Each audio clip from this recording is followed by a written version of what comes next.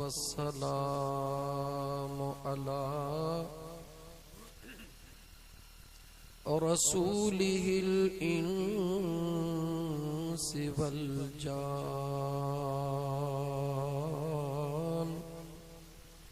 व अला आलिही व अस्हाबिही ज़विल खैरि वल इहसान।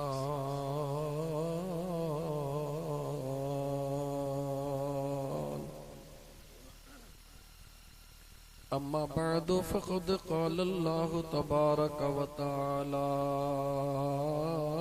फ़िल क़ुरआनिल करीम। अऊज़ु बिल्लाहि मिनश शैतानिर रजीम। बिस्मिल्लाहिर रहमानिर रहीम।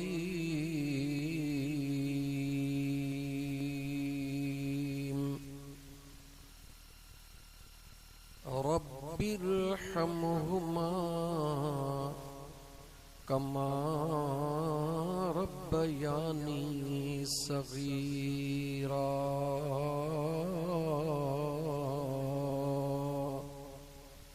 वक़ाल अल्लाहु तबारक व तआला फ़ी शान हबीबिही इन्नल्लाह व मलाइकतहु युसल्लूना अलन नबी या अय्युहल्लज़ीना आमनू सल्लू अलैहि वसल्लिमू तस्लीमा। दुरूद पाक। अल्लाहुम्मा सल्लि अला सय्यिदिना व मौलाना मुहम्मदिन व अला आलिही व अस्हाबिही अजमईन। भर भंजूवे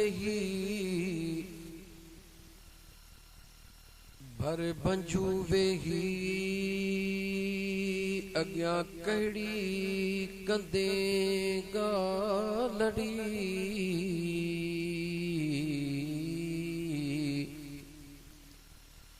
ज्ञानी मानी मोटिया वरवनी देई। पोइ कान खबर पेई तदाज दिनाऊं सिके तिरो। पोखणी अथई तपोख अदान तवी दई मुंद चढ़ी।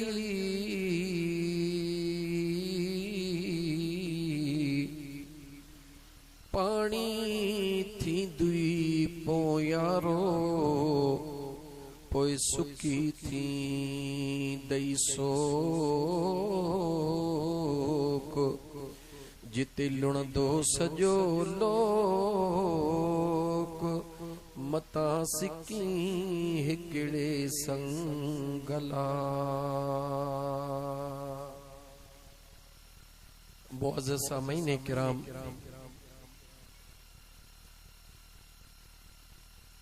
देह बेलावाह जे अंदर गोठ मोहम्मद जुड़ियल राजपर जे अंदर अज मरहूम मगफूर मिठड़े अली अहमद राजपर जे ईसाले सवाब जे नियत सां संदन जे बचड़न खानदान जे फर्दन अल्लाह जे जिक्र ए मुझे सोहणे नबी पाक सल्लल्लाहु अलैहि व आलिहि वसल्लम जे दुरूद जी महफिल सजाई आ।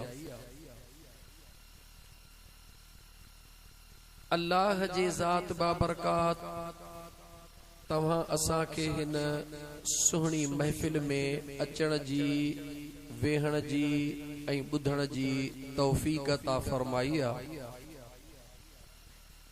इंशाअल्लाह ताला मुझो सुहिणो करीम रब मरहूम अली अहमद राजपर जे हक़ में उन्हनि जे बचड़नि जो कयल ख़ैर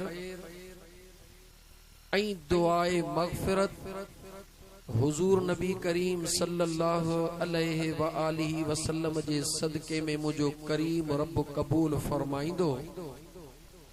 इंशाअल्लाह मरहूम अली अहमद राजपर जे सगीरन कबीरन गुनाहन खे मुझो करीम रब मुआफ़ फरमाइंदो।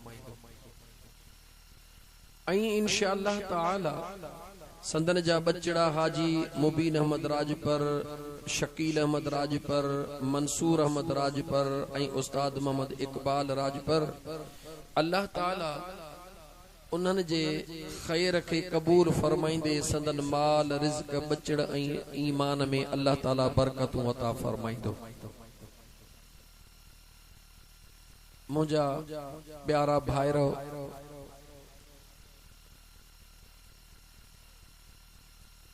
जॾहिं भी ज़मीन जे तख्ते ते अल्लाह जे ज़िक्र जी न महफ़िल सजाइबी आहे, तव्हां खे कहिड़नि लफ़्ज़नि में ॿुधायां त इहा जेका ज़मीन आहे जंहिं ते तव्हां सां वेठा आहियूं, इहा ज़मीन उन महफ़िल में वेहण, सजाइण ऐं ज़िक्र करण वारनि खे दुआऊं कीअं ॾींदी आहे। छो त आउं सुञाणो पिया तव्हांजो भाउ फ़कीर आशिक़ राजपर आम मौलविन वारी तकरीर मुझे तबीयत में न हूंदी।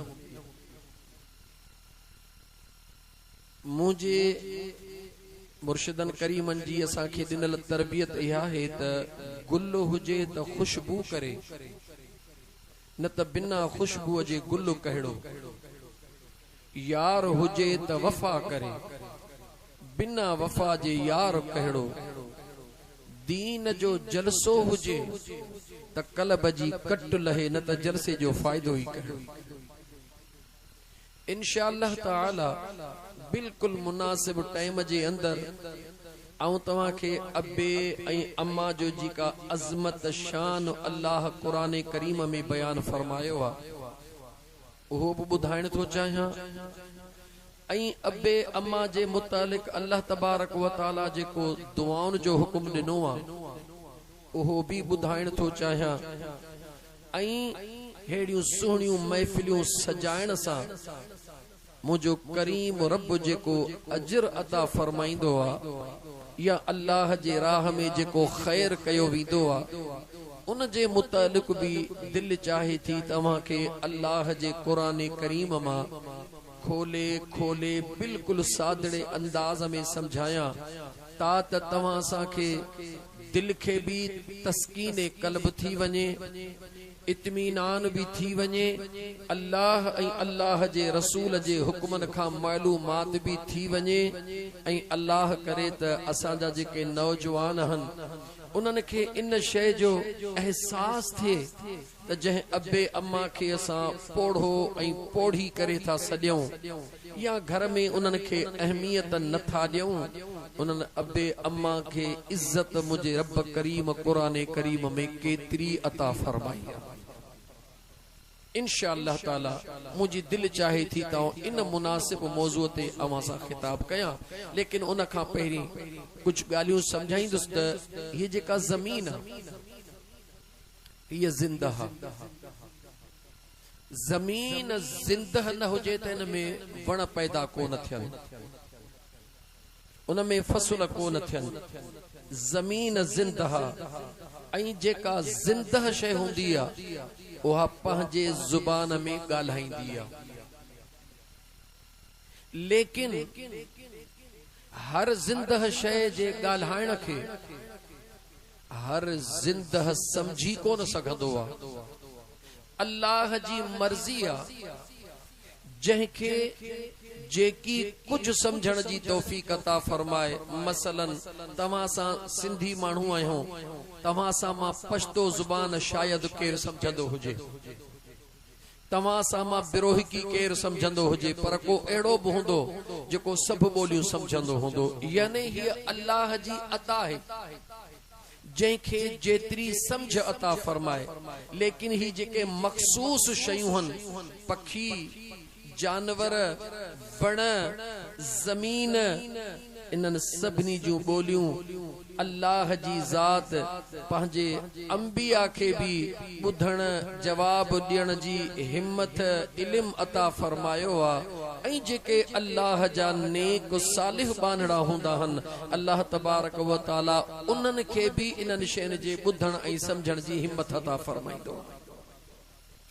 जंहिं ज़मीन ते तव्हां सां वेठा आहियो इहा ज़िंदह इमामुल अंबिया सल्लल्लाहु अलैहि व आलिहि वसल्लम जा दीवानो, इहा ज़मीन 3 दफ़ा रोज़ इंसान सां ॻाल्हाईंदी आहे।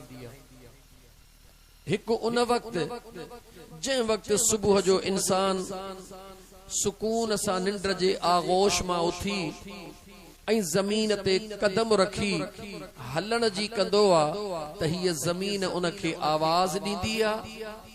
नंबर 2, जॾहिं वरी मझंदि जो थकी टुटी ऐं अचे थोड़ो आराम करण जे लाइ ज़मीन ते अचे लेटंदो आहे पंहिंजे घर में, उन वक़्त भी ज़मीन ॻाल्हाईंदी आहे।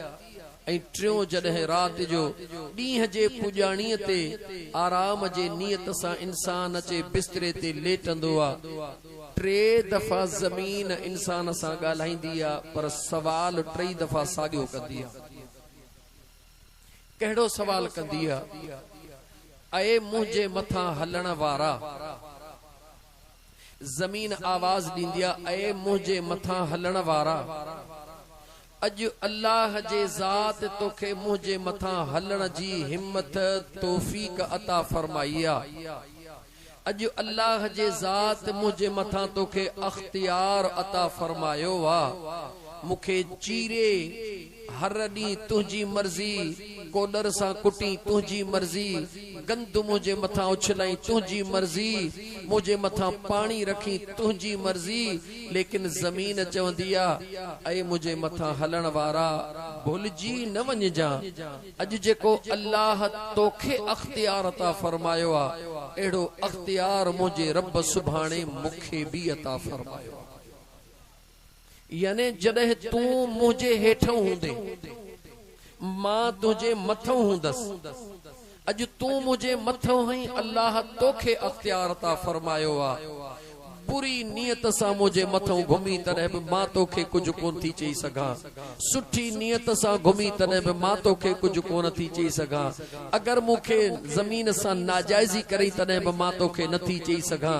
लेकिन ज़मीन चवे थी, इहो भुलिजी न वञजांइ त कर्ज़ हमेशा ओतिरो खणबो आहे जेको माण्हू सुकून सां सुभाणे अदा करे सघे।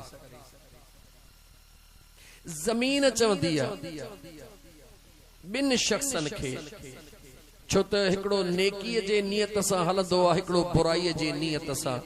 जॾहिं नेक कम जे लाइ ज़मीन ते को कमु कयो वेंदो आहे, जीअं अॼु तव्हां अल्लाह जे ज़िक्र जी महफ़िल सजाई आहे, पाक पैगंबर अलैहिस्सलातु वस्सलाम जे दुरूद जी महफ़िल सजाई आहे, त ज़मीन जी छाती ठरी पई आहे। छो ठरी आहे? अल्लाह जे कुरान करीम गवाही अता फरमाई आहे त जॾहिं भी ज़मीन ते मां करीम रब जो ज़िक्र कयो वेंदो आहे त मां अल्लाह जे रहमत जो नुज़ूल थींदो आहे, ऐं हिन ज़मीन खे अल्लाह जे रहमत सां सुकून मिलंदो आहे।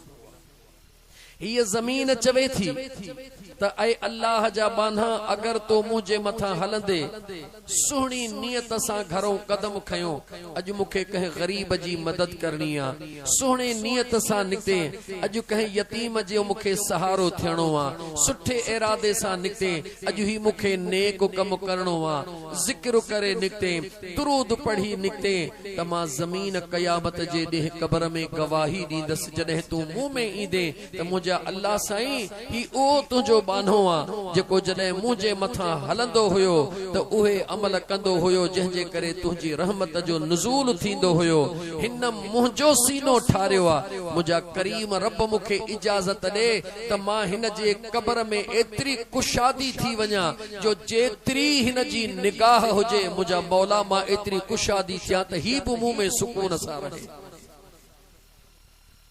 तस्वीर जो ॿियो रुख बिल्कुल वरी जेको बुराई जे नियत सां ज़मीन ते कदम रखंदो आहे नौजवान कॾहिं शराब पी ज़मीन ते हलंदो आहे कॾहिं चोरीअ जे नियत सां हलंदो आहे कॾहिं कंहिं ग़रीब खे ईज़ाइण जे नियत सां हलंदो आहे कॾहिं कंहिं मिस्कीन खे तकलीफ़ ॾियण जे नियत सां हलंदो आहे ज़मीन चवंदी आहे ख़बरदार थी जा अॼु जेको वणई सो कर लेकिन याद रख ज़मीन चवंदी आहे याद रखो न ॾींहं खे जंहिंजो नालो क़ब्र आहे जॾहिं क़ब्र जे सूरत में तू मुंहिंजे अंदर ईंदे त मुंहिंजो बि वाइदो आहे त मुंहिंजो करीम रब मूंखे अख्तियार अता फरमाईंदो पोइ जेको ॿिज पोखींदे उहो तोखे लुहिणो ज़रूर पवंदो।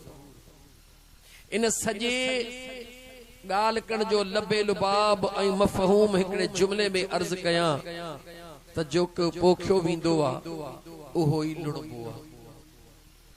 ज़मीन खे ईअं न समझजां त हीअ ज़मीन बेजुबानी ये ज़मीन कुछ भी ना है मां अल्लाह जे कुरान करीम जी तिलावत करे तोखे बुधाया त ज़मीन त बाद में आ लेकिन तुझो ही जेको जिस्म आ तुझा ही जेके पैर हन ही जेके तुझा हथ हन ओ लिकण वारा चवंदो हई त हे कम मां लिकी थो कया अम्मा के खबर न पवे बाबे के खबर न पवे कह फलाणे के खबर न पवे भुलजी वयो हई त डिगी उनन खां थो जन जे हथ में कुछ भी कोन्हे को उन खां नथो डिगी जे हथ में सब कुछ डिगी उनन खां थो जेके निंड्र पया हन उन खां नथो डिगी जह जात के निंड्र ईंदी कोन्हे का उन करीम रब पंहिंजे पाक कुरान करीम जे अंदर तुझे मुझे जिस्म जे गवाही अला जेको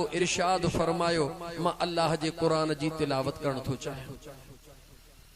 अल्लाह ताला कुरान करीम में फरमायो यौमत अल यौम नख्तिमु अला अफवाहिहिम व तुकल्लिमुना अयदीहिम व तशहद अर्जुलुहुम बिमा कानू यक्सिबून।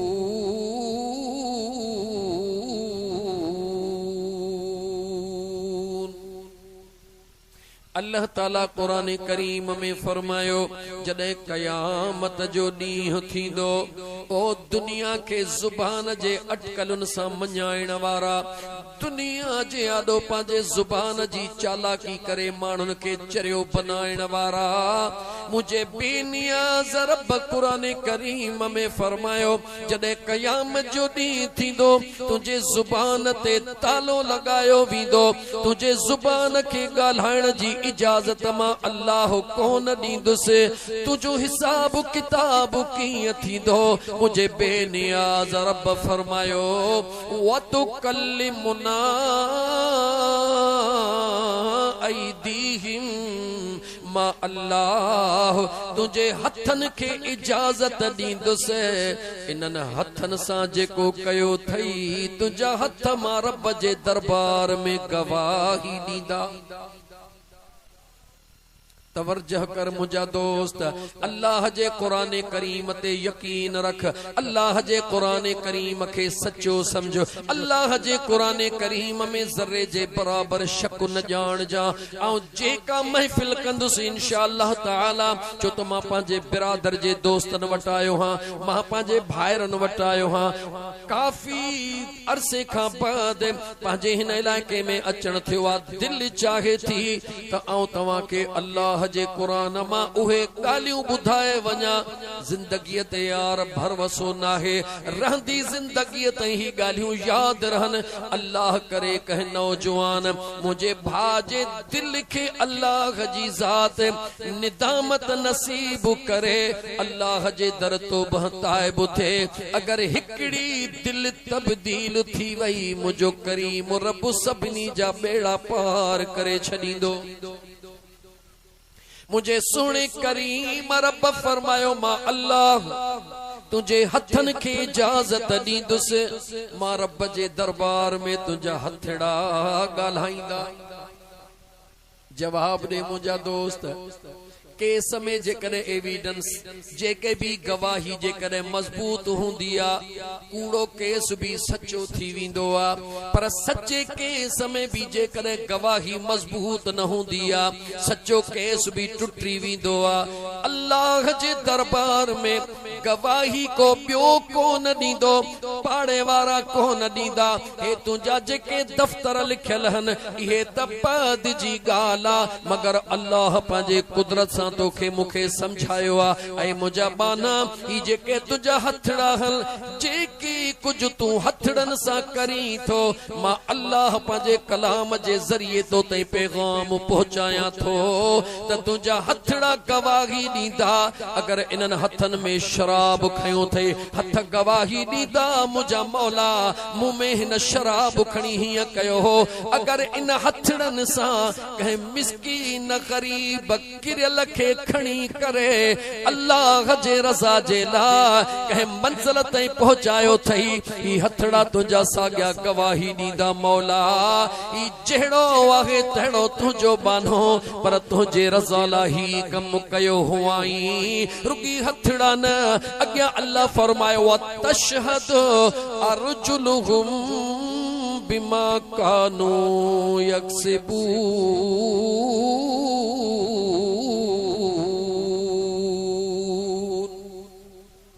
जेके पैर हन तुझा मुझा अल्लाह जो कुरान फरमाए तो ही पैर भी गवाही दींदा ओ मुझा नौजवान भा ओ अम्मा खां लिखण वारा वडे अदे खां लिखण वारा चाचे मामे खां लिखण वारा वडेरे खां लिखण वारा उन्हनि खां छो थो लिखी उन्हनि जे हथ में छाहे उन्हनि जे हथ में त कुछ भी कोने को न उहे पंहिंजे जिंदगी जा मालिक न उहे पंहिंजे मौत जा मालिक जेको जिंदगी मौत जो मालिक आ उहा अल्लाह जी उन मुझे करीम रब जे जात बाबरकात फरमायो ऐ मुझा बान्हा तुझो बेनियाज रब एतरो ताकत वारो आ जो तुझे हथन के तुझे ला गवाह बनायो थई तुझे पेरन के तुझे ला गवाह बनायो थई दुनिया जी अदालत में दुनिया वारा गवाही दींदा हन रब चवे तो मुझे अदालत में तुझो जिस्म गवाह हो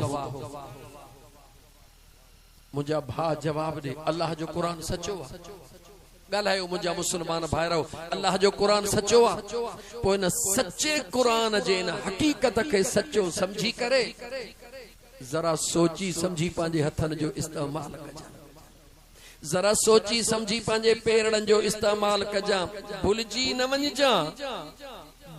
न वञजां अफहसिबतुम अन्नमा खलक़नाकुम अबसा व अन्नकुम इलैना ला तुरजऊन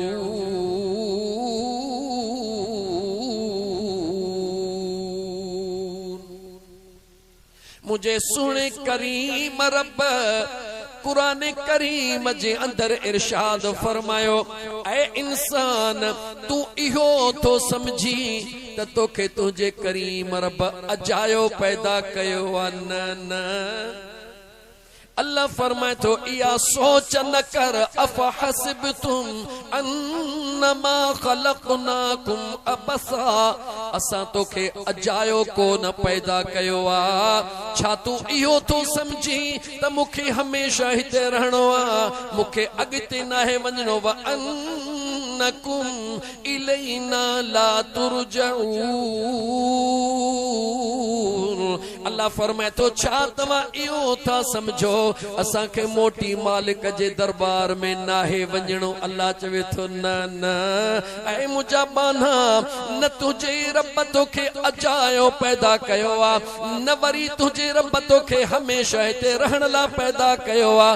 तुझे अल्लाह जे ज़ात तो सा प्यार करे पूरी कायनात जे अंदर अल्लाह तोखे सुहिणो बनायो आ। जेका शय जेतरी सुहिणी हुंदी आ उन सां प्यार एतिरो वधीक हूंदो आ। मुंहिंजो रब तो फरमाए ऐ मुंहिंजा बाना सोची छो नथो मखलूक मां अल्लाह 18,000 पैदा फरमाई मगर 18,000 में अगर मां रब सुहिणो बनायो आ ऐ इंसान तोखे बनायो आ तू दुनिया में ॾिसी नथो जेको भी कारीगर जेका भी कंपनी जेका सुठे में सुठी शय ठाहींदी आ उहा उनखे ॾाढी वणंदी आ। रब चवे थो गौर कर तुझे नजर में घोड़ा सुहिणा तुझे नजर में हाथी सुहिणा तुझे नजर में शींहं सुहिणा तुझे नजर में फ्रूट सुहिणा तुझे नजर में सोन चांदी सुहिणी पर मुंहिंजो रब तो फरमाए भुलिजी पियो आ ऐ इंसान मां अल्लाह तोखे सुहिणो बनायो आ। गौर कर अगर तू इन शयन जो इस्तेमाल न करी त सभई किन्नियूं थी वेंदियूं। जुमलो ॾियण थो चाहियां मुंहिंजा दोस्त गौर कयो नौजवानो केॾो बि मार्केट में फ्रूट सुहिणो हुजे इंसान इस्तेमाल न करे त उन फ्रूट जी का हैसियत हूंदी किन्नो थी वेंदो। केॾा भी जानवर भला हुजनि जेकॾहिं इंसान उन्हनि ते चढ़ी सवारी न करे त ॾे ख़बर उन्हनि जी का इज्जत ऐं हैसियत रहंदी। ई जेको गॾ 30 लख में छो थो वञे घोड़ो 50 लख में छो थो वञे हीअ कार करोड़नि में छो थी वञे इन करे जो ऐ इंसान इहा उन शय जी इज्जत नाहे इज्जत तुंहिंजी आ। जॾहिं तू इस्तेमाल थो करी तुंहिंजे करे ख़ुदा शयुनि खे इज्जत थो ॾे। मुंहिंजो रब थो फरमाए बान्हा इहे सभई शयूं तुंहिंजे रब तुंहिंजे लाइ पैदा कयूं आहिनि पर ऐ मुंहिंजा बान्हा तोखे तुंहिंजे रब फ़क़ति पंहिंजे याद लाइ पैदा फरमायो। अल्लाह फरमाए तो बाना याद रख या त मां अल्लाह जे ज़ात खे करीम रब मञण ई छॾे ॾे। जेकॾहिं चवी थो त मुंहिंजो रब करीम आ त पोइ मां करीम रब जो हुक्म ॿुध पूरी कायनात मां अल्लाह तुंहिंजी नौकर बनाए छॾींदुसि तूं फ़क़ति हिकिड़ो मां करीम रब जे आॾो पेशानी झुकाइण सिख।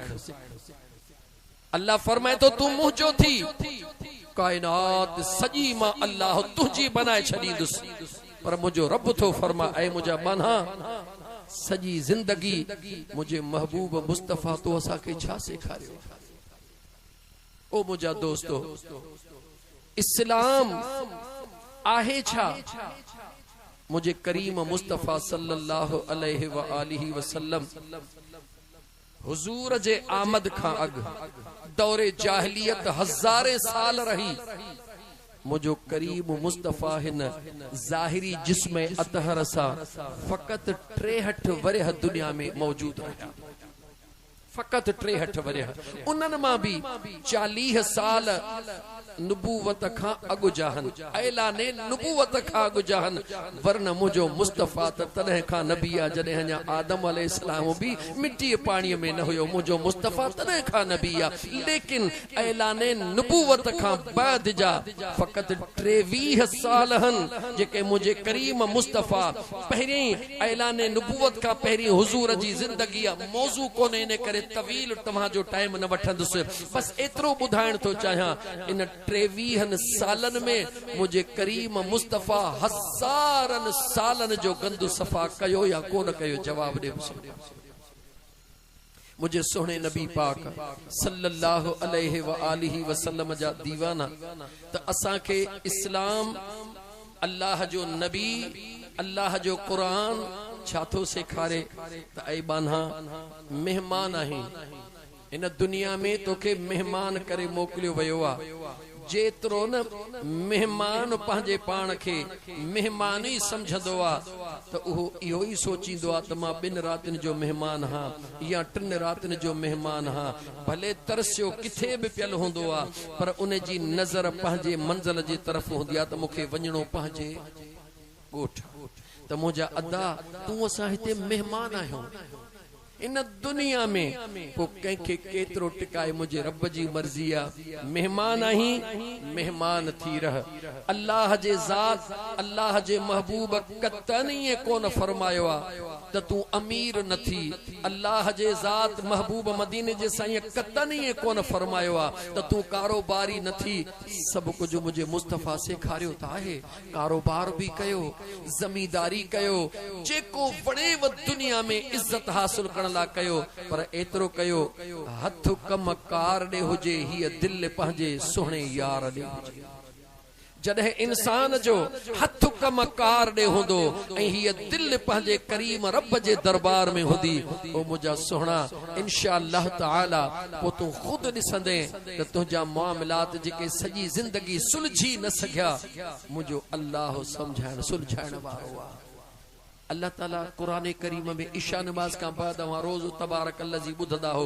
कॾहिं तर्जुमे ते गौर कयो अथव कॾहिं तर्जुमे ते भी गौर कंदा कयो। सिर्फ एतिरो काफ़ी न आहे त हाफ़िज़ तबार पढ़े थो लेकिन उन ते गौर कंदा कयो। अल्लज़ी खलक सबअ समावातिन तिबाक़ा मा तरा फी खल्क़िर रहमान मिन तफावुत फरजिल बसर हल तरा मिन फुतूर।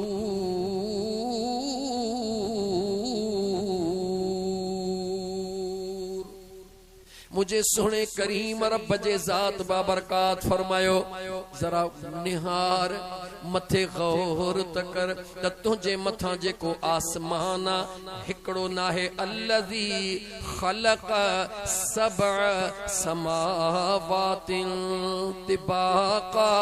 अल्लाह फरमाए तो हिक जे मथा ॿियो ॿिए जे मथा टियों टे जे मथा चौथों चौथे जे मथा पंजो पंजो छहों सतों मुझे बेनियाज़ रब फरमायो इन आसमान दे निहार मा तरा फी खल्क़िर रहमान मिन तफावुत। फितरी उसूला जॾहिं कारीगर जगह ठाहींदो आ रंग करे बस कंदो आ चवंदो आ ॾिस किथे रंग में को फॉल्ट त कोन्हे। जेॾी महिल मुंहिंजा दोस्त कारीगर जगह ठाहे बस कंदो चवंदो निहार किथे का फन में ख़राबी त कान्हे। अल्लाह भी कुरान में चैलेंज कयो आ मा तरा फी खल्क़िर रहमान मिन तफावुत। ऐ मुंहिंजा बाना मुझे अर्श दे निहार चईनी पासन खां निहार जैसी तुझी नजर पवे थी तेसी निहार। इस इन पूरे अर्श में किथे को वार जेतरो फॉल्ट नजर अचे थो। अल्लाह कुरान में वरी तो जो सुमरजिल बसर वरी दिस अल्लाह चलो वरी दिस करतैनियल कलिब इलैकल बसर खासिअन व हुवा हसीर। ऐ मुझा बाना वरी वरी निहार तुझू अखियूं तो दे मोटी ईंदियूं मगर मुझे तखलीक में को खलल नजर को नहीं दो।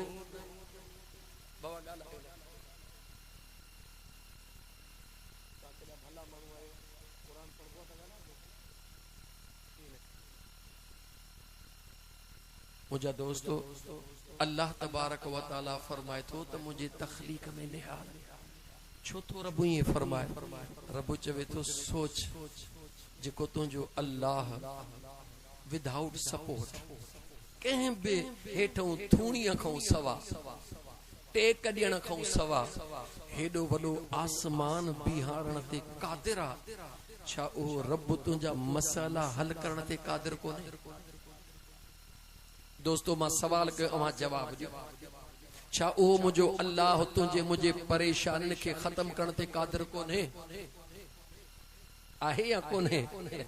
अल्लाह चवे तो तू जगह ठहराए उन ते चित्र कढंदो हई इनके ही सिंगारिया। रब चदो वलक़द ज़य्यना अस्समा अद्दुनिया बिमसाबीह वजअलनाहा रुजूमन लिश्शयातीन वअअतदना लहुम अज़ाब अस्सईर। मुझो रब तो चवे इंसान तू चवंदो हई ये डाकण ही ठाया त चोर खां हिफाजत होजे, ए दरवाजो ही कया त ही ते रब चवे तो तुझे रब इहो सब कुछ अगई करे छडियो आ। आसमान में सितारा इन करे ठाया हन त आसमान के सिंगार। वलक़द ज़य्यना अस्समा अद्दुनिया बिमसाबीह, आसमाने दुनिया के रब चवे तो मां सितारन सा सिंगारियो आ। अल्लाह फरमाए तो मां अल्लाह शैतान के उमड़न जे ला। बहरहाल इहो घणो कुछ कुरान करीम जो लबो लबाब चे मां मौजू ते थो मोटा त मुझो रब चवे तो ऐ मुझा बाना बस तू रुगी मुझो थी सब कुछ मां रब तुझो करे छॾी। पर जे कदे रब फरमाए तो पर जे कदे तो मां अल्लाह का मुंह मोड़ियो, जे कदे तो मां अल्लाह जे जात का मुंह मोड़ियो त पो याद रखजा तुझो रब ॾाढो बेनियाज़ आ, एडो बेनियाज़ आ। मुझो थी वींदे त झंग जा शेर भी तुझा कदम चुमंदा। मुझे जात के छड़ी त मां रब हां तोखे पांजे पाछे खां बिटे जारींदो सही। एतिरो कुरान करीम जूं आयतूं जो दिल थी चवे त हिक खां हिक आयत पढ़ा, हिक खां हिक आयत पढ़ा, पर वक्त महदूद आ। अवां जे तबियतुन जी ख़बर नाहे त तव्हां जी तबियत में केतिरी सहपा, न त दिल त चवे थी त रब जो कुरान पढ़जे, ये दिलड़ी ठरी पवे वाग शल मदीने पा करे का वरी पवे।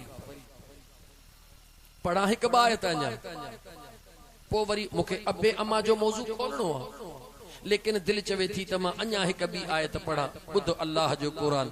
अल्लाह फरमाए तो वला तकूनु कल्लज़ीन नसुल्लाह फअंसाहुम अनफुसहुम उलाइका हुमुल फासिकून।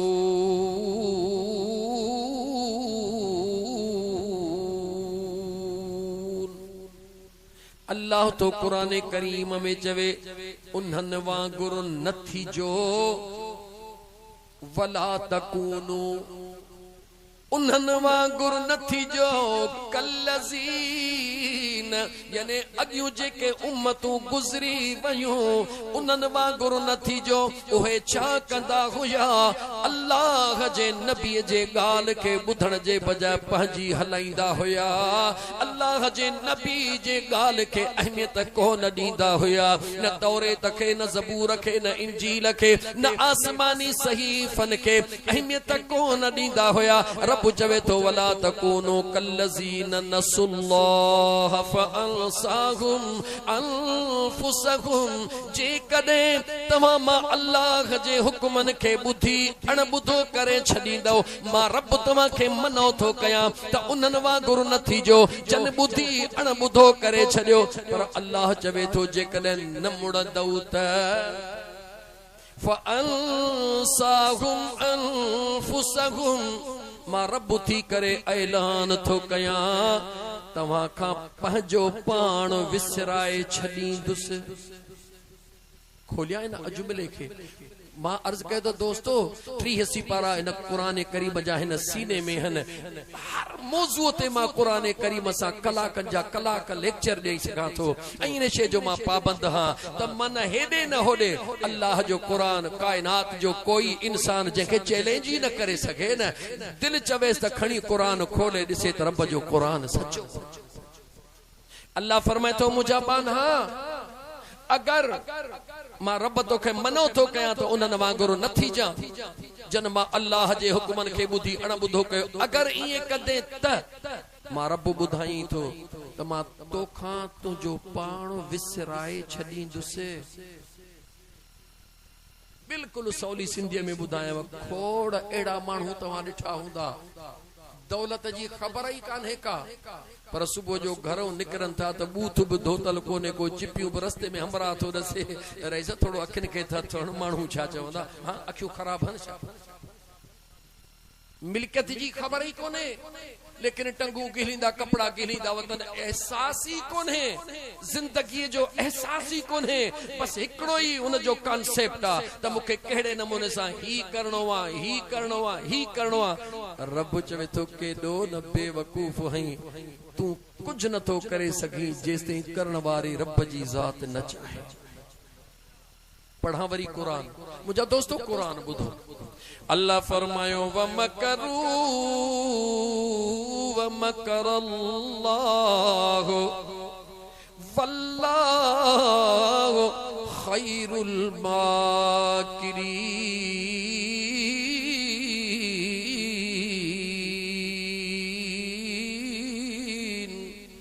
मुझे बेनियाज रब फरमायो ओ दुनिया ते जमीन जे तख्ते ते वेही करे मनसूबा ठहण वारा, इरादा करण वारा जी मुझा मौला।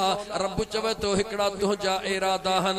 रात जो कुंड में वेही भायर सलाह कंदा हो, फलाणे के हीअं कंदासीं, ॾींहं तू हीअं वञ जा मां हीअं।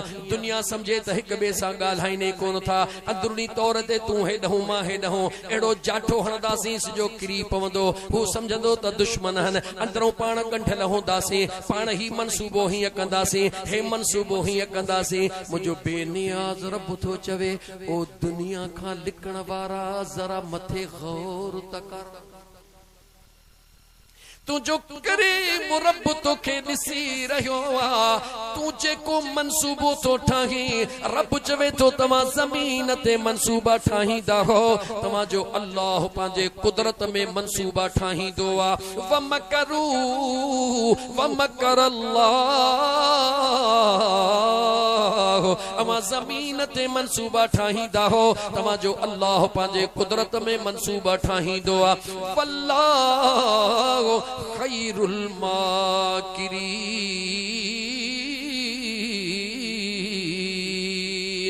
रब चवे तो सुनो मनसूबो उहो आ जेको तुझो अल्लाह ठाहींदो आ। यानी मुझो अल्लाह तो चवे ऐं मुझा बाना तुझे चवण ते कुछ कोन थींदो उहो जेको मां अल्लाह चाहींदुसि। सभई गॾिजी पो त फलाणे खे ज़लील कयो, रब चवे तो इज्जत तहां जे हथ में नाहे। सभई गॾिजी चओ त फलाणे खे हीअं मथे खणी चऊं, रब चवे तो इज्जत तहां जे हथ में नाहे। व तुइज़्ज़ु मन तशा व तुज़िल्लु मन तशा बियदिकल खैर इन्नका अला कुल्लि शैइन क़दीर। रब चवे तो बाना इज्जत जंहिंखे ॾियां मुंहिंजी मर्ज़ी आ, ज़लीलो रुसवा जंहिंखे कयां मुंहिंजी मर्ज़ी आ, बादशाह खे फ़कीर कयां मुंहिंजी मर्ज़ी आ, फ़कीर खे बादशाह कयां मुंहिंजी मर्ज़ी आ। मौला मां छा कयां? रब तो चवे जीअं न मुझे मिठड़े महबूब मुस्तफा तोखे ॿुधायो आ, बस तू ईअं कंदो अच त मुंहिंजो महबूब राज़ी थी त मां ख़ुदा तो ते राज़ी थी पवां। अल्लाह जी ज़ात बाबरकात तव्हां असांखे इहे ॿुधल ॻाल्हियूं अमल करण जी तौफ़ीक़ अता फरमाए। हिकिड़ो दफ़ो दुरूद पढ़ो त हाणे मां ईसाले सवाब जे मौज़ूअ ते तव्हां सां कुझु ॻाल्हाए वठां। चओ सल्लल्लाहु, थोड़ो हाणे आवाज़, हाणे हेतिरी मेहनत कई आहे, थोड़ो आवाज़ तव्हां बि लबड़ा चोरियो यार। सल्लल्लाहु अलैका या रसूल अल्लाह वसल्लम अलैका या हबीब अल्लाह। अल्लाह जी ज़ात अब्बे अम्मा जे मुतालिक कुरान करीम जे अंदर कंटिन्यू आयतूं तिलावत कंदुसि। कुरान करीम जे आयतुन जो तर्जुमो करे तशरीह करे समझाईंदुसि त अल्लाह जे ज़ात बाबरकात अब्बे अम्मा के केतरी इज्जत अता फरमाई आ। पहिरीं ए नौजवान जेडी मल अम्मड़ के चवंदो ही पोड़ी तू चुप करे वेह, अब्बे के चवंदो ही बाबा तोखे केड़ी खबर है, तू त पोड़ो थी वियो ही, तुंहिंजो दिमाग़ कम नथो करे। उन वक्त पंहिंजे पाण ॾे बि निहार जा, अल्लाह जे क़ुरान करीम ॾे बि निहार जा, पोइ सोच जा त जेको तूं थो सोची उहो दुरुस्त आ या जेको रब जो क़ुरान थो चवे उहो दुरुस्त आ।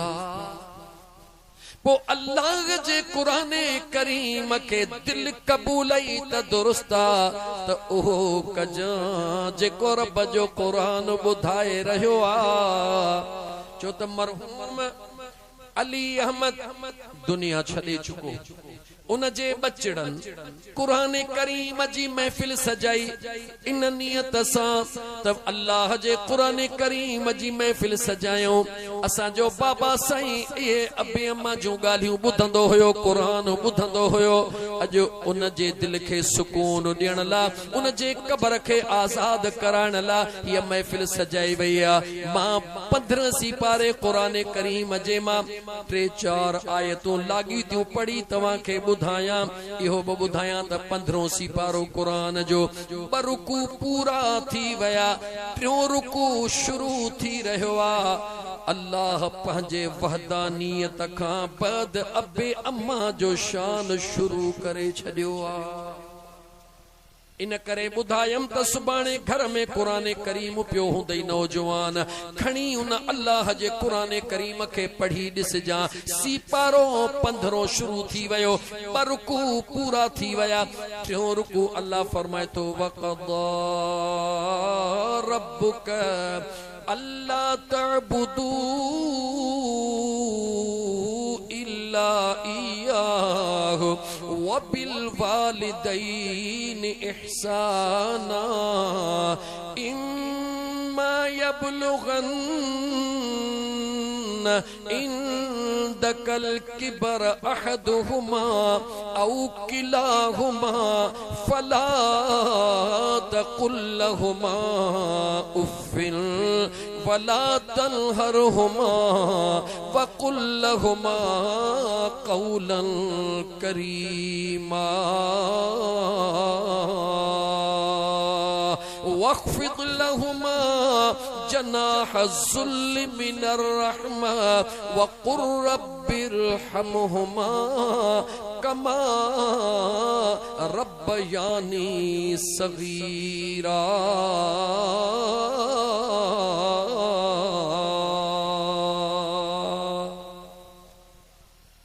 ये छा पढ़ियो चो अल्लाह जो कुरान छा पढ़ियो।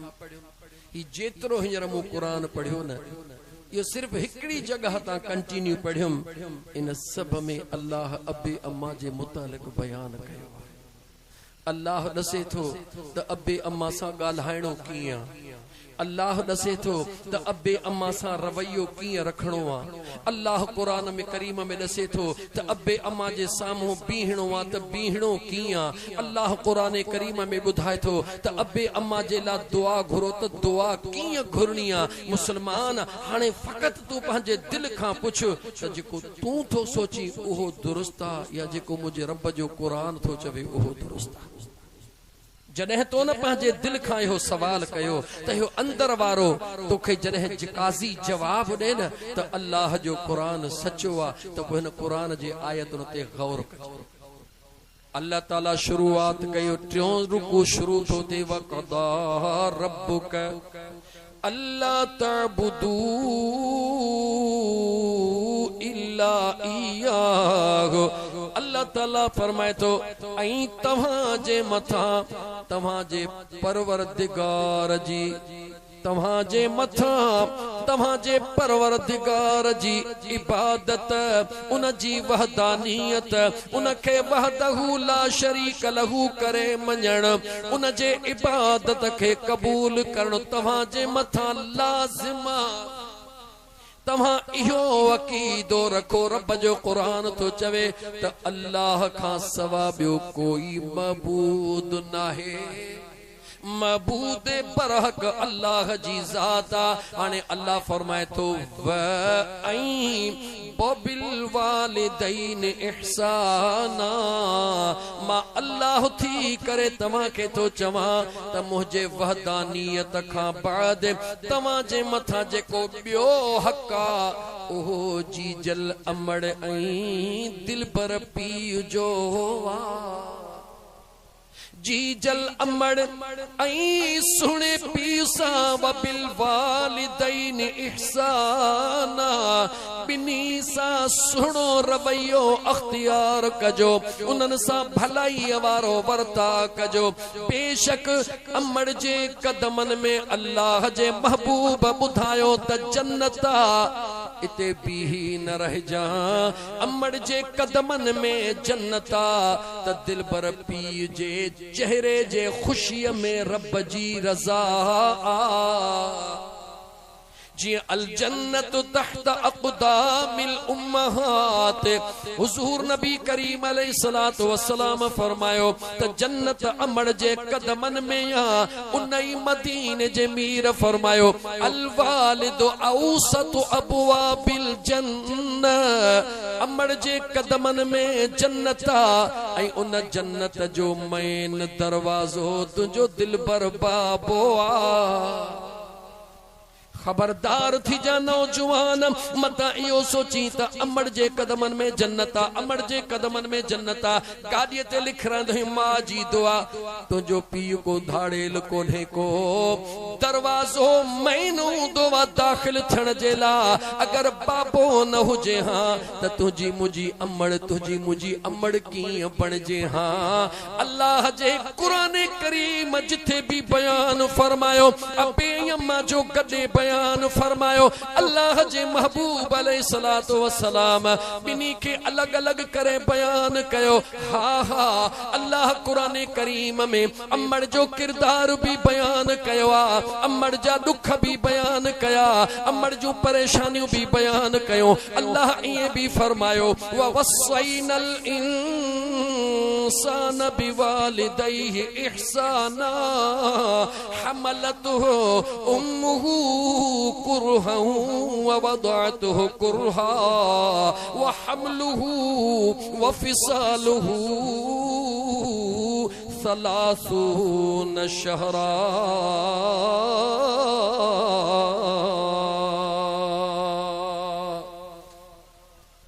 तो सही कुरान जो तुझे घर में पियो कुरान उन में अबे अम्मा जो केडो रब कयो शान काडे कुरान जे अबे अम्मा के तू ही दिसंदो है उनन के इए न दिस पहिरी कुरान जे अजमत के दिस पो वरी कुरान में उनन जी इज्जत मुझे रब बयान कया ओहा अल्लाह ताला कुरान करीम में फरमायो मा अल्लाह हुक्म थो दिया तमा के त पंहिंजे अबे अम्मा सां सुहिणो वर्ता कयो ईअं ॿिन्ही के कॾहिं रब अॻियां थो चवे हमलत उम्मुहु कुरहा व वदअतहु कुरहा अल्लाह चवे तो तुझी अमड़ जॾहिं का तू न जे पेट में आए तुझी अमड़ ॾाढो दुखन में गुज़ारियो तुझी अमड़ परेशानियुनि में गुज़ारियो कॾहिं हिकिड़ो किलो पेट सां किले जी सिर पेट सां ॿधी करे ऐं हल त ख़बर पवे हिकिड़ो जेकॾहिं छटांग जो ॻोढ़ो पेट में हूंदो आहे हमरा हली कोन सघंदो आहे थोरो हवा भरिजी वेंदी आहे हली कोन सघंदो आहे रब चवे थो न जी जल अमड़ दे निहार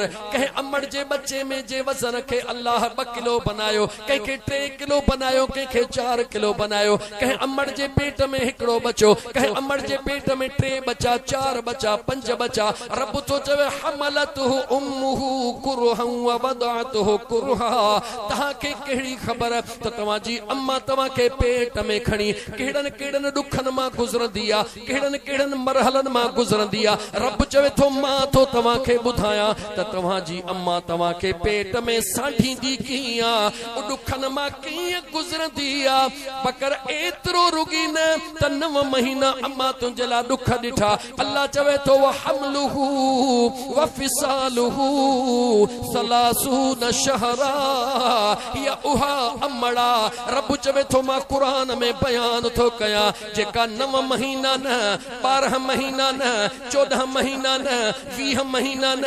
30 शहरा रब तो चवे तुझी अमड़ तुझे ला 30 महीना दुख दिसंदी आ जागो था घणा महीना मां पहिरी अर्ज कयो त दिमाग में सोचो त रब जो कुरान छा थो चवे अबे अमाला जंहिं ॾींहं खां बच्चो अमड़ जे वजूद में ईंदो आहे नंढा वॾा वेठा हो अमा ॾिसंदा हो त उन वेचारी औरत जी हालत कहिड़ी थींदी आहे उल्टियूं दिल खराब, ही पोजीशन परेशान। जॾहिं का वॾड़ी चवंदी आहे ॾाही चुप कर, अल्लाह तोखे सुञातो आहे, त उन ख़ुशीअ में अमड़ खां सभई दुख विसरी वेंदा आहिनि। हाणे राति ॾींहं बस इहा तमन्ना हूंदी आहे, अल्लाह मुंहिंजे बचड़े खे सलामत रखे, ही खावां मुंहिंजो बचड़ो ख़ुशि रहे, ही खावां मुंहिंजे बचड़े जी गिरोथ भली रहे, ही न खावां मतां मुंहिंजे बचड़े खे तकलीफ़ थिए।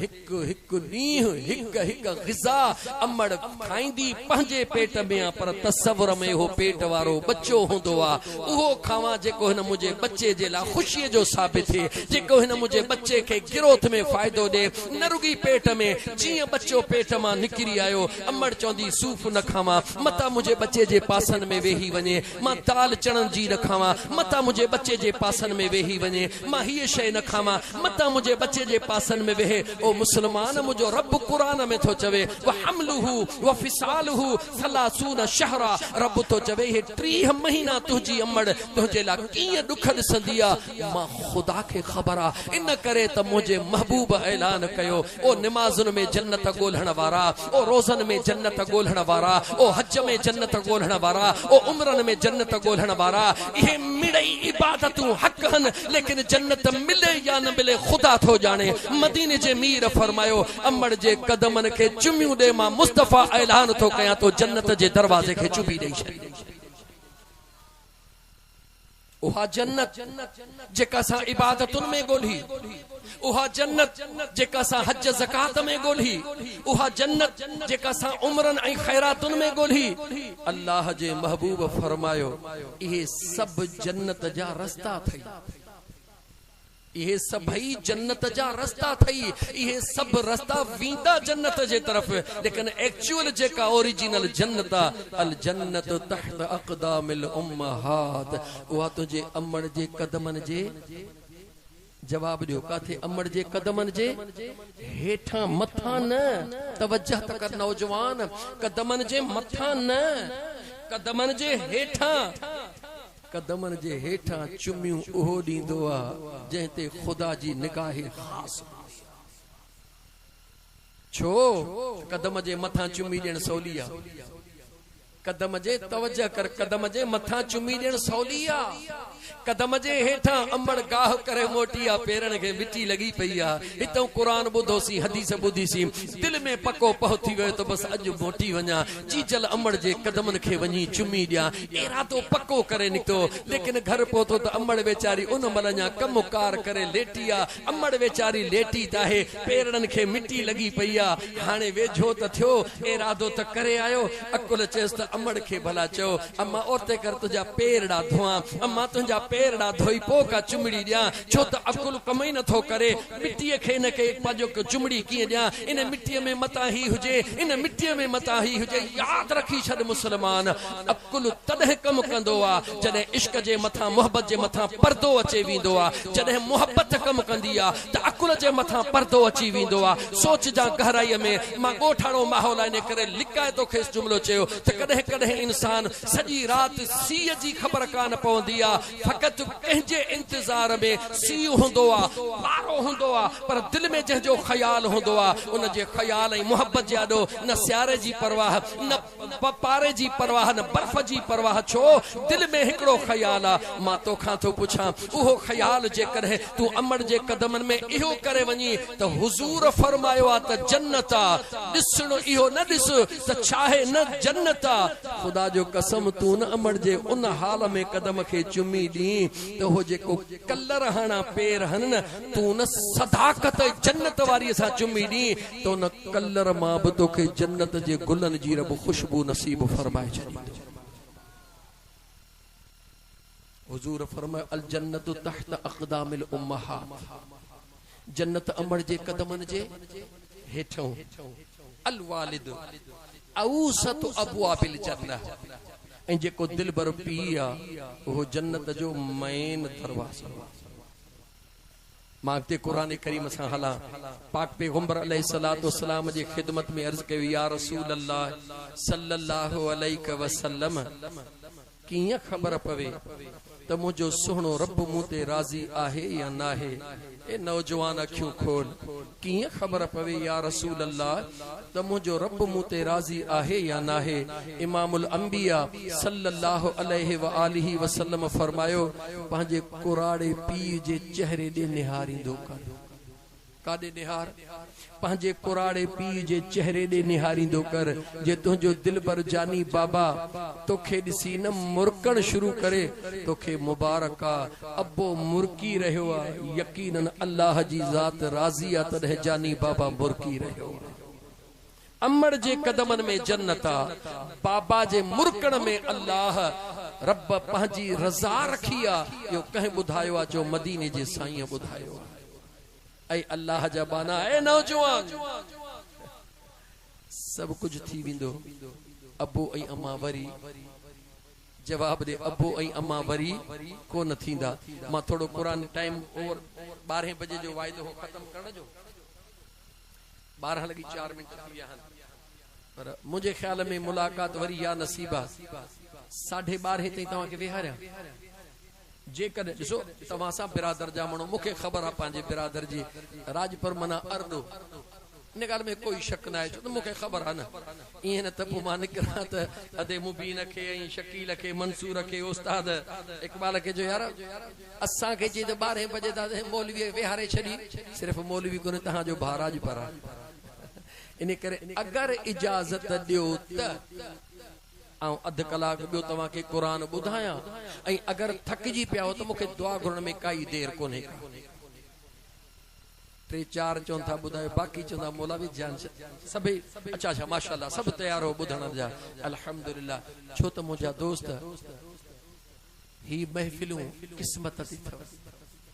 ओ खणी कुझु वया कीन जे मालिक लखन जा, लटे आया कांधी ॾही मण मिटीअ जा।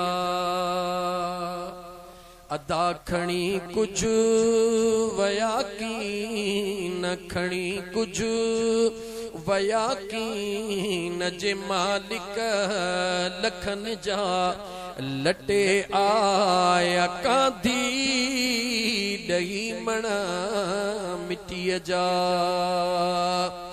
पाए वेस सुहिणा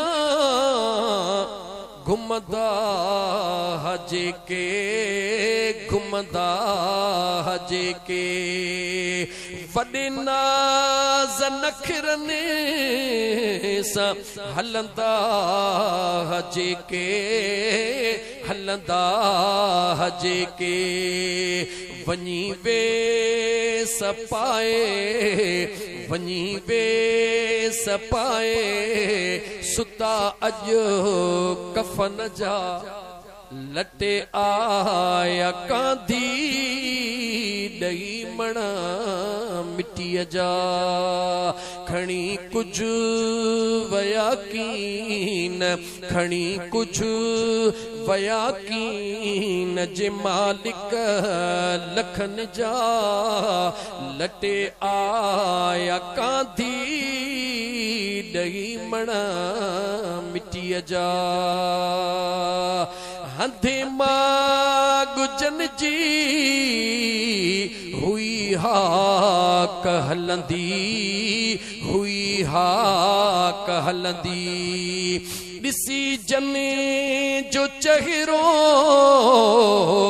दिलड़ी हुई ठरंदी, दिलड़ी हुई ठरंदी।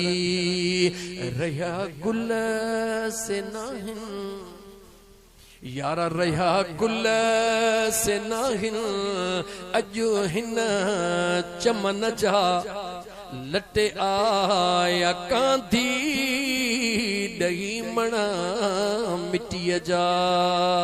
ओ खणी कुझु वया कीन, खणी कुझु वया कीन जे मालिक लखन जा, लटे आया कांधी ॾही मण मिटीअ जा।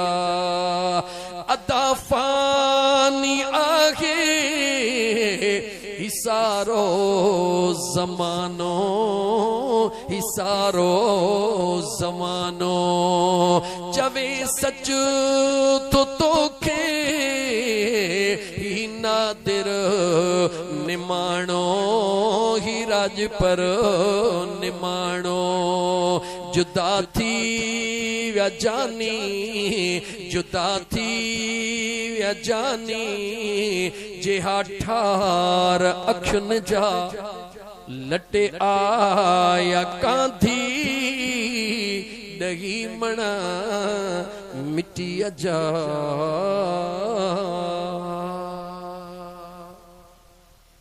अल्लाह ताला कुरान करीम जे अंदर इरशाद फरमायो वबिल वालिदैन इहसाना ऐं अबे अम्मा सा सुहिणो वर्ता कंदा कयो अबे अम्मा सा चंगाई कंदा कयो अबे अम्मा सा भलाई कंदा कयो अॻिते कुरान करीम खे ॿुध अल्लाह फरमा इम्मा यबलुगन दकल किबर अहदुहुमा औ किलाहुमा ए नौजवान रब जे कुरान करीम के खोल अल्लाह चवे तो अबे अम्मा सा भलाई कंदा कयो अबे अम्मा सा सुहिणो वर्ता कंदा कयो कदहें इम्मा यबलुगन इंदकल किबर जदहें तुंहिंजा अबो ऐं अम्मा कुराड़ा थी वञनि अल्लाह ताला कुरान करीम में खोले खोले तो चवे इंदकल किबर अहदुहुमा या उन्हनि बिनी मां को हिकड़ो भी कुराड़ो थी वने खोले रब जे ज़ात फरमायो उन जे कुराड़ पदे निहारे किया उन्हनि सा भलाई कर अल्लाह कुरान करीम में तो चवे फला तकुल लहुमा उफ़िन केडी बिकावड़ हुजई केडो भी गुस्सो हुजई केडी भी परेशानी हुजई रब चवे तो अबे अम्मा जे सामो जेका कावड़ में मानू पांजे मुंह सां वेही शुकारो दींदो आ रब चवे तो कुराड़ी अमड़ ऐं कुराड़े अबे जे आडो इहो शुकारो बिनहण जा कुरान जो तर्जुमो पियो बुधाया अमा जे घर में कुरान करीम पियो आ मोटी वनी दिल खोले कुरान करीम दिसो सिपारो पंधरो रुकू पूरा थी वया त्यो रुकू तिलावत पियो कया अल्लाह जो कुरान भले वनी दिसो ऐ मुसलमान पो गौर कयो फला तकुल लहुमा उफ़िन गाल खत्म रब कान कई वरी रब चयो वला तलहरुहुमा उफ त न कुछ जा पर कुराड़ी अमड़ खे ऐं कुराड़े बाबा खे झिणक न ॾिजा तड़को न ॾिजा मता अमड़ का गाल चवई अबो का गाल चवई हकल करे चवी अम्मा तू त चुप कर तोखे कहिड़ी ख़बर मता बाबे के चवी कुराड़ा तू त चुप कर तोखे कहिड़ी ख़बर रब जो कुरान तो चवे मां तुझो भी रब हां तुझे अबे अम्मा जो भी रब हां मां तुझो परवरदिगार हां अकुल ॾियण वारो मां अल्लाह जिंदगी ॾियण वारो मां अल्लाह तो तोखे हुक्म कया कुराड़े अबे अम्मा जाडो उफ भी न कुछ जा उन्हनि के झिणक भी न ॾिजा यानी उन्हनि के जेका दड़को ॾींदो है खबरदार थी जा मौला कीअं ॻाल्हाया बाबे ग़लत ॻाल्हि करे छॾी अम्मा ग़लत ॻाल्हि करे छॾी झिणक भी न ॾियां कीअं ॻाल्हाया रब तो चवे वकुल लहुमा कौलन करीमा अल्लाह चवे तो भले जो उन्होंने गलत गाल कही भले जो उन्होंने अड़ी गाल कही जेका तुझे नजर में गलत आ लेकिन मां रब थी तो के हुक्म तो कया उन्होंने के समझाए जा इए जो तुझो आवाज उन्होंने जी आवाज का मथा हो न थे तुझे आवाज में सख्ती न हुजे, कुल्लहुमा कौलन करीमा। करीम लफ्ज जी माना है इंतहाई मुलायम शय, जंहिंमें ज़र्रे जे बराबर भी, वार जे बराबर भी तर्श न हुजे, वार जे बराबर भी महसूस न थे, जीअं पाणीअ में कुछ महसूस न थींदो आहे। रब चवे थो अबे अम्मा सां, अगर हुननि ग़लत ॻाल्हि कई आहे, तूं सम्झी थो त अम्मा ग़लत ॻाल्हि कई आहे, बाबे ग़लत ॻाल्हि कई आहे, पर पोइ बि मां रब थो चवां तुझा मावा, तुझो अबो आ, ऊ कुराड़ा हन, हींअर हू सब कुछ करे सघन था, लेकिन तोखे मां रब पाबंद थो बनाया। उन्हनि जे आॾो आहिस्ते आहिस्ते प्यार प्यार सां कदमड़ा चुमी चइजां, ओ मुंहिंजी जीजल अम्मा, बेशक तो जेका ॻाल्हि कई आहे पंहिंजी जॻह ते, पर मुंहिंजी सुहिणी अम्मा हिन वक़्तु इहा ॻाल्हि मुनासिब कोन्हे, मुंहिंजी जीजल बस मूंखे दुआ कर, नाराज़ न थी। अबे खे चओ मुंहिंजा जानी बाबा, बेशक तव्हां जेका ॻाल्हि कई आहे बेशक तव्हां जे हिसाब सां दुरुस्त हूंदी, पर मुंहिंजा सुहिणा बाबा ज़माने सां आऊं पियो उथां वेहां, बस तव्हां इन ॻाल्हि तो लही वञो, बस मूंखे दुआ कयो। मां यकीन सां थो चवां, जेॾी महिल न अबे ऐं अम्मा हथड़ा खयां, कदम पोइ रखंदे रब ॿेड़ो तुंहिंजो अॻे ई पार करे छॾींदो। पढ़ा अॻिते क़ुरान, अॻिते क़ुरान पढ़ा लागी तो। अल्लाह अल्लाह जे ज़ात बाबरकत ॻाल्हाइण सेखारण खां बाद वरी अल्लाह ताला छा फरमायो, वक़्फ़िद लहुमा जनाह ज़ुल्ल मिनर रहमह। 3 नंबर ते अल्लाह जे ज़ात फरमायो, जेॾी महिल अबे ऐं अम्मा जे साम्हूं अची, हाणे अल्लाह अबे अम्मा जे साम्हूं अचण थो सेखारे, अबे अम्मा जे साम्हूं बीहण थो सेखारे। पहिरीं अल्लाह ॻाल्हाइण सेखारियो, पहिरीं अल्लाह बुर्दबारी सेखारी, अबे अम्मा जाॾो तोखे बुर्दबार कीअं थियणो आहे। हाणे मुंहिंजो करीम रब अबे अम्मा जाॾो अचण थो सेखारे। अल्लाह फरमायो, वक़्फ़िद लहुमा जनाह ज़ुल्ल मिनर रहमह। इन बाहुन के रब कुरान में परन सां तशबीह ॾींदे फरमायो, इहे रहमत वारा पर झुकाए रखजा, यानी जेॾी महिल अमड़ जे साम्हूं अची थी न अचजा, सीनो ताणे न अचजा। इंजीनियर हुई, इंजीनियर जी डिग्री दर ते उछलाए पो अचजा। डॉक्टर हुई, डॉक्टरीअ जी डिग्री दर ते उछलाए पो अचजा। मिनिस्टर हुई, मिनिस्ट्री उछलाए पो अचजा। जेकॾहिं चीफ मिनिस्टर हुई, वज़ीर आज़म हुई, सदर हुई, जेकी कुझु मौलवी हुई, पीर हुई, जेकी कुझु हुई, जॾहिं अबे ऐं अम्मा जे साम्हूं अची कंधड़ो झुकाए अचजा, ईअं झुकाए अचजा जीअं फरमान बरदार जानवर मालिक जे आॾो हीअं थी बीहंदो आहे। मालिक जी मर्ज़ी आहे तकड़ में चढ़े या मालिक जी मर्ज़ी आहे आस्ते चढ़े।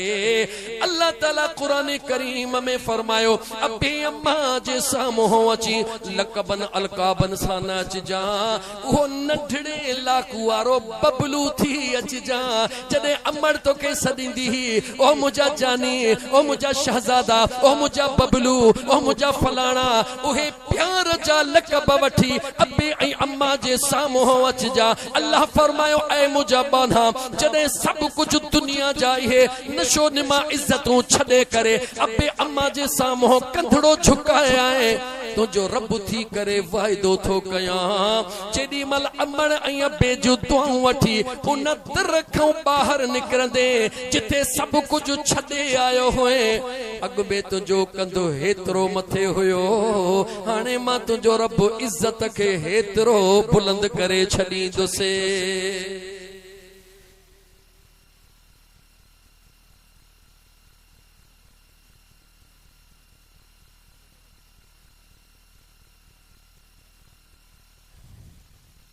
मुंहिंजा दोस्तों ॻाल्हि सम्झ में आई?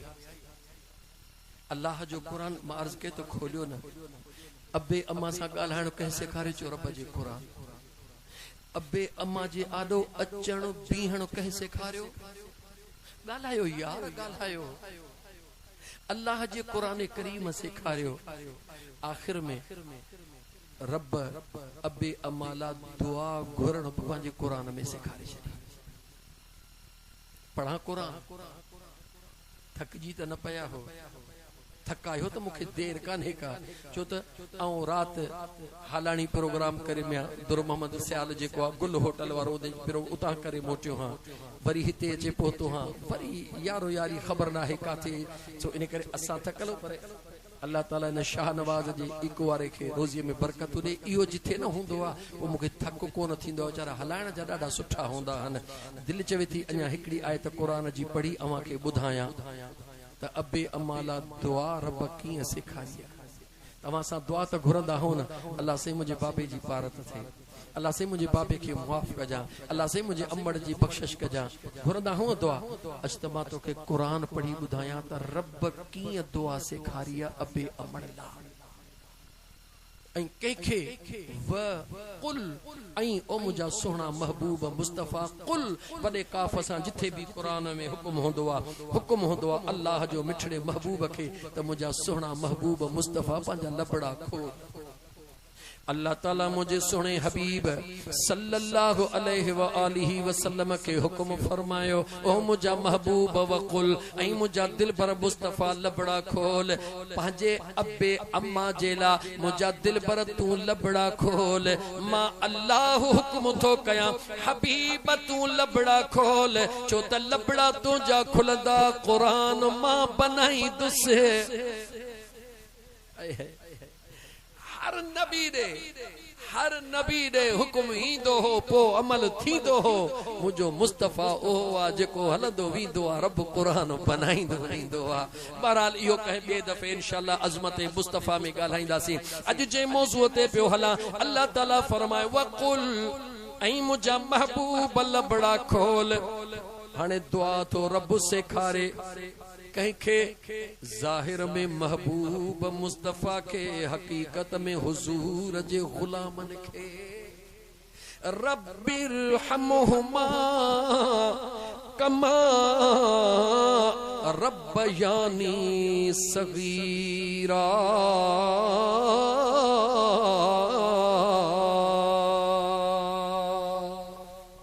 अल्लाह जे ज़ात बाबरकात दुआ सेखारे ऐ मुझा बाना जी मुझा करीम रब जॾहिं अबे अम्मा ला दुआ घुरो इएं घुरंदा कयो अल्लाहुम्मा चओ अल्लाहुम्मा रब्बिरहमुहुमा कमा रब्बयानी सगीरा तर्जुमो बुधंदो वीदे दिल ठरी पवंदई अल्लाह ताला दुआ सेखारी त मुखां दुआ घुरो ओ असांजा परवरदिगार अल्लाहुम्मा रब्बिरहमुहुमा ओ असांजा परवरदिगार असांजे अब्बे ऐं अम्मा ते ईअं रहम फरमा कमा रब्बयानी सगीरा जियन नंढड़े लाकू उहे असां ते रहम कंदा हुया तवज्जह कर मुझा दोस्त अल्लाह तो दुआ सिखारे बाने के अब्बे ऐं अम्मा ला दुआ घुर ओ मुझा करीम रब मुझे अब्बे अम्मा ते ईअं रहम कर जीअं नंढड़े लाकू मुते रहम कंदा हुया छा थो रब सेखारण चाहे रब चवे तो याद कर पंहिंजे बच्चे ॾे निहार जेॾी महिल केॾियूं बि ग़लतियूं करे ईंदो आहे दुनिया चवंदी आहे तुंहिंजो बच्चो हीअं हीअं हीअं तूं चवंदो न न मुंहिंजो बच्चो बेडोही आ केडी गलती बच्चो कंदो आ रुगी हिय कंदो आ अम्मा माफ कंदी आ अब्बो माफ कंदो आ रब तो सेखारे त दुआ घुर मौला जियन नंढड़े लाकू मुझे अम्मड़ जी जल ऐं मुझे दिल बर बाबा मूसा लेखो न कयो मुझा मौला अज तू बि उन्हन सां लेखो न कर या दुआ कह सेखारी जवाब दियो दा या दुआ कह सेखारी अल्लाह को जेको सेखारे रहियो आ उन खां घुरबी त हो रब कबूल कंदो या कोन कंदो जवाब दियो कंदो या न कंदो अबे अम्मा ला दुआ मरण खां पो न हर घड़ी दुआ घुर हर घड़ी दुआ घुर अबे अम्मा ला। अबो अम्मा जिंदा हन उन्हनि जे सिहत व आफियत ला, दुनिया छॾे विया हन उन्हनि जे बख़्शिश जे ला, ऐं उन्हनि जे लाइ दुआ घुरण जो बेहतरीन में बेहतरीन तरीक़ो कहिड़ो आहे? निमाज़। बेहतरीन में बेहतरीन तरीक़ो छो तो अबे अम्मा ला दुआ घुरण औलाद ते फर्ज़ा लाज़िमा। हाणे हूं नथो घुरी सकी निमाज़ पढ़, हूं कुरान नथो चई निमाज़ पढ़, कुरान पढ़ियल नहीं निमाज़ पढ़। छो तो जॾहिं निमाज़ी पढ़ाइण वारो पढ़ण वारो अतहियात खां पोइ दुरूद खां बाद में चवंदो रब्बि जअलनी मुक़ीमस्सलाह व मिन ज़ुर्रियती रब्बना व तक़ब्बल दुआ रब्बना ग़फ़िरली। ओ मुंहिंजा रब करीम मूंखे मुआफ़ कर। वले वालिदैय मुंहिंजा अल्लाह सही मुंहिंजे अबे ऐं अम्मा खे बि मुआफ़ कर। वलिल मुमिनीन यौम यक़ूमुल हिसाब मौला क़यामत ताईं अचण वारनि मोमिननि खे मुआफ़ कर। निमाज़ पढ़ंदे तुंहिंजो फ़र्ज़ बि अदा थियो, अबे अम्मा जो कर्ज़ बि लही वियो। त अल्लाह जा बानड़ो याद रखो ई जेकी कुछ तव्हां ॿुधो इहो सब कुछ सुहबत का सवा मुमकिन कोन्हे। नेकन जी सोबत मरहूम चाचा अली अहमद राजपर अल्हम्दुलिल्लाह मुझे महबूब मुर्शिद सजन साईं जन वटि ईंदो हुयो। संदन सां उन जो ताल्लुक हुयो, संदन सां उन्हनि जी निस्बत हुई। अल्लाह जे महबूब जो वाइदो आहे जंहिंजो जंहिंसां प्यार दुनिया में हूंदो आहे ख़बर हशर में मुंहिंजो करीम रब उनखे उन खां धार न कंदो आहे। अल्लाह वारनि वटां ज़िक्र मिलंदो आहे, ज़िक्र जूं लोलियूं मिलंदियूं आहिनि। अॼु संदन जे बचड़नि अदा मुबीन अहमद, अदा शकील अहमद, मंसूर अहमद, उस्ताद मोहम्मद इक़बाल इन शइ जो इंतखाब कयो त असांजे बाबा साईं जो सजण साईं सां प्यार हुयो। हाणे सजण साईं जे वरी दरड़े जे ग़ुलाम नौकर खे घुरायूं, उहो अचे ऐं अल्लाह जो क़ुरान ॿुधाए त क़बर में असांजे बाबा साईं जी दिलड़ी ठरी पए। मुंहिंजा दोस्तो 12:30 थी विया, 6 मिंट बचा आहिनि। तकड़ में हिकिड़ी हदीस बयान कंदो वञा। तकड़ में जेका असां इहा ख़ैरात था कयूं, हुज़ूर फरमायो उम्मती उम्मतुम मरहूमतुन तदखुल फी कुबूरिहा बिज़ुनूबिहा व तखरुज मिन कुबूरिहा वला ज़ुनूब अलैहा कमा क़ाल नबी सल्लल्लाहु अलैहि व आलिहि वसल्लम। हुज़ूर फरमायो तमाम उम्मतुन मां मुस्तफ़ा जी उम्मत रहम कयल उम्मत, मां मुस्तफ़ा जी उम्मत रहम कयल उम्मत। या रसूल अल्लाह कीअं? हुज़ूर फरमाया तदखुलु फी कुबूरहा बिज़ुनूबिहा, जॾहिं क़बरुनि में दाख़िल थींदा आहिनि उन्हनि जे मथां गुनाह हूंदा आहिनि। व तखरुज मिन कुबूरहा वला ज़ुनूब अलैहा, जॾहिं क़बरुनि मां क़यामत जे ॾींहुं उथारिया वेंदा त उन्हनि जे मथां गुनाह कोन हूंदा। सहाबा अर्ज़ कयो या रसूल अल्लाह सल्लल्लाहु अलैहि वसल्लम छा दुनिया छॾण वारो क़बर में इबादत जंहिंजे करे गुनाह हलंदा? हुज़ूर फरमायो न, क़बर में इबादत जो सवाब न मिलंदो। हा, जंहिंजो क़ुरान सां प्यार हूंदो क़बर में बि क़ुरान, जंहिंजो जंहिंसां प्यार उहो गॾु हूंदो, लेकिन अजुर न मिलंदो। या रसूल अल्लाह गुनाह कीअं हलंदा? हुज़ूर फरमायो तलहक़हु तलहक़हु, उन जा जेके लवाहिकीन पोयां छॾे आयो आहे, को अबो छॾे आयो, को अम्मा छॾे आयो, को नेक सालिह औलाद छॾे आयो, के पंहिंजा बहितरीन दोस्त छॾे आयो, जेॾी महिल उहे दुआऊं घुरंदा आहिनि त मुंहिंजो करीम रब उन्हनि जूं दुआऊं क़बूल कंदो आहे। क़बर वारे जा रब गुनाह मुआफ़ करणु फरमाईंदो आहे। इमामुल अंबिया सल्लल्लाहु अलैहि व आलिहि वसल्लम फरमायो जॾहिं कंहिं बि मयत जे लाइ उन जा पोयर दुआ घुरंदा आहिनि या कुझु अल्लाह जे रज़ा जे लाइ अल्लाह जे राह में ख़ैर ख़ैरात कंदा आहिनि, उहो तोहफ़ो जेतिरी ख़ैर करण वारे जे नियत में ख़ुलूस हूंदो, जेतिरी सचाई हूंदी, उन जो ओतिरो अजर अल्लाह जे दरबार में फ़रिश्ता पेश कंदा। रब हुकुम कंदो आहे फ़रिश्तो जन्नत जे सोन जे थालनि में सिंगारे इहो तोहफ़ो खणी क़बर वारे मयत खे पहुचायो त ही फलाणे तुंहिंजे नियत रब जे रज़ा जे लाइ ख़ैर कयो। त मुंहिंजा दोस्तो असां ऐं तव्हां खे अल्लाह जे महबूब फरमाया त दीन उहो थव जेको सिर्फ़ दुनिया ताईं महदूद नाहे। ही दीन, हिन दीन जो ताल्लुक जेकॾहिं दुनिया में तव्हां दीन सां वाबस्तगी मज़बूत रखी त क़ब्र में बि तव्हांजो साथी आहे, मैदान महशर में बि तव्हां असांजो साथी आहे। त मुंहिंजा दोस्तो अज़ीज़ो, अल्लाह जी ज़ात बाबरकात तव्हां सां सभिनी खे जेको कुझु ॿुधो अथऊं अल्लाह जी ज़ात उन ते अमल करण जी तौफ़ीक़ अता फरमाए।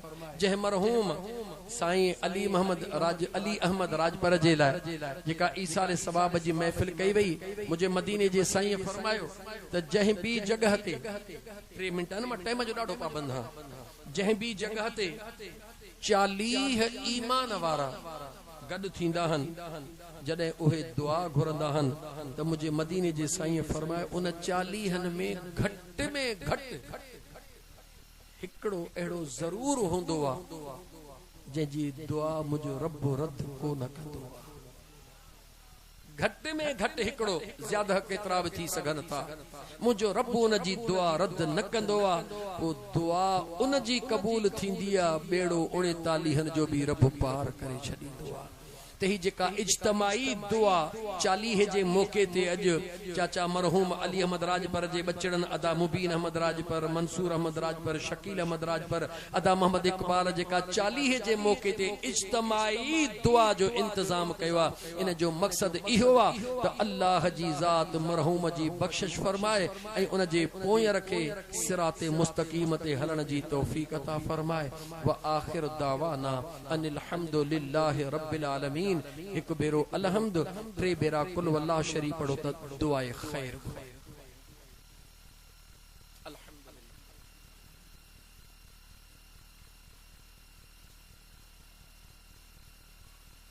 बिस्मिल्लाह।